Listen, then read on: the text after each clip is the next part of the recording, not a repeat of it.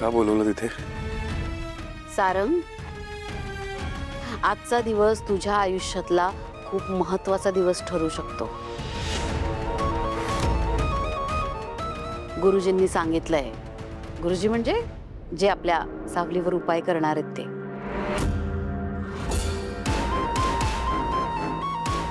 त्यांनी सांगितलंय की हे सगळे विधी सुरू करण्याआधी तुला आणि सावलीला अगदी मनोभावे आपल्या देवघरातल्या देवांची पूजा करायची आहे. आणि ते करण्याआधी सर्वत्र गंगाजल शिंपडून घराचं शुद्धीकरण करायचं आहे आपल्याला. शुद्धीकरण म्हणजे आजपर्यंत काय घर अशुद्ध होतं?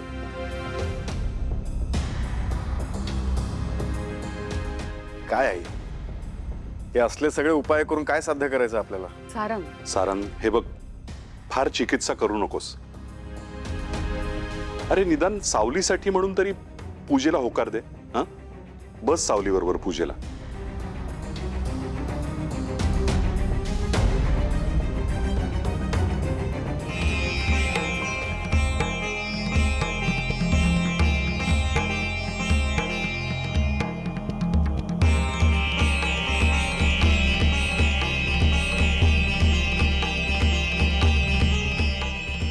सारंग, आपण हे सगळं आपल्या सावलीसाठी करतोय की नाही?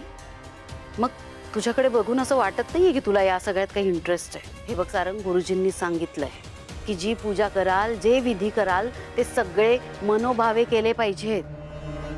नाहीतर हे असं अर्ध्या मनाने केलेल्या पूजेला काही फळ मिळत नाही. अरे सांग ना याला तिलोत्तमा. सारंग प्लीज, अहो आपल्यासाठी करा ना प्लीज.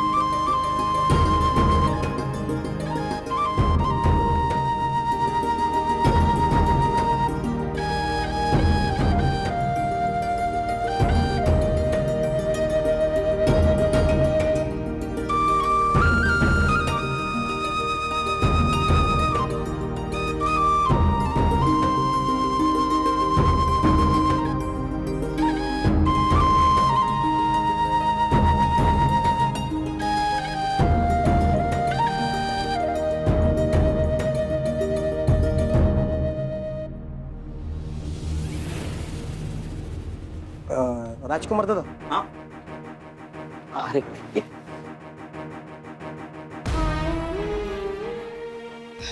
काय?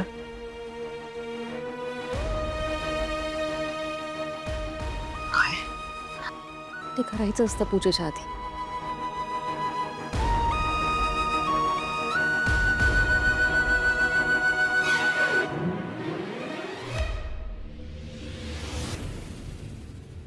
काय चाललंय यांचं? प्लीज प्लीज नको ना, काहीच बोलू नका तुम्ही. अरे मी काहीच बोललो नाही, पण मी तर आज देवाकडे साकडंच घातलंय की या उपायामुळे का होईना सावलीच्या पत्रिकेमधला दोष टळू दे. कळत नाही तुला तो. दादा करून बघूया ना. हे केल्याने कोणाचं वाईट होणार आहे का? माझं साधं मत आहे, माणसाचं मन ना जर का स्वच्छ असेल ना तर माणसाचं चांगलंच होणार. आता मला तू सांग, सावली वहिनीने कधी कोणाचा वाईट विचार केलाय का? कधीच नाही. मग तिचं पण चांगलंच होणार. बघतो चांगलंच होऊ दे.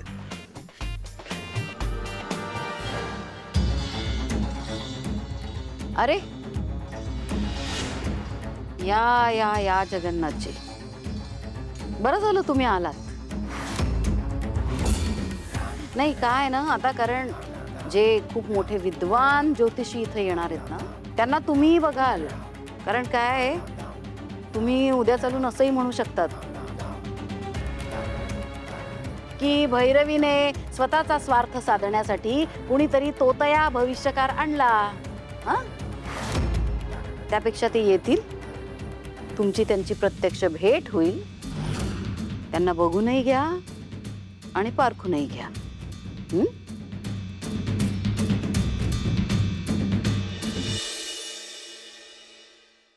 येत आहे. ओम हरिओम कल्याणम.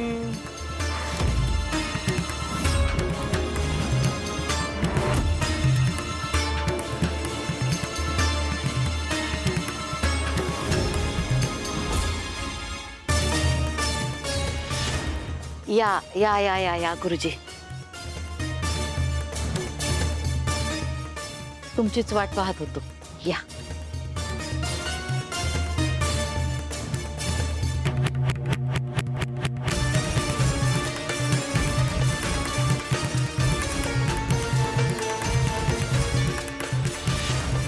साक्षात गोपाळ भट, काशीचे प्रगाढ पंडित आणि महान ज्योतिषी.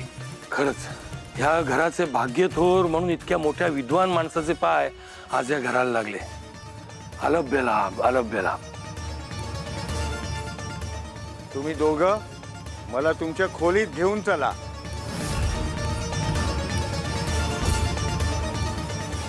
जा घेऊन जा सारंग. या.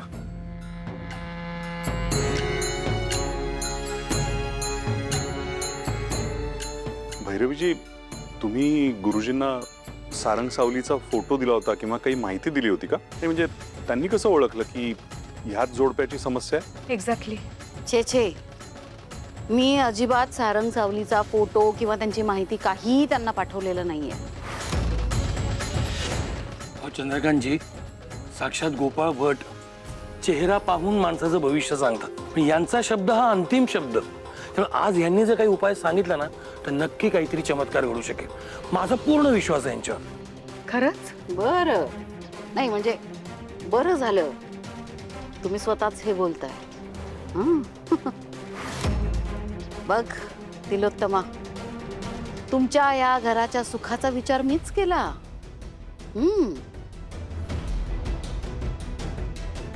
आणि माझ्या लाडक्या शिष्येच्या प्रॉब्लेमचं सोल्युशन सुद्धा मीच शोधून काढलं. हो की नाही जगन्नाथजी? नाही पण तुझी ओळख कशी? पण सहसा कोणाला भेटत नाही ते, म्हणून म्हणलं. बरोबर बोलताय तुम्ही. गुरुजी असं सहसा कोणाला भेटत नाही. म्हणजे शक्यतो ते त्यांच्या मठाच्या बाहेर कधीच पडत नाही.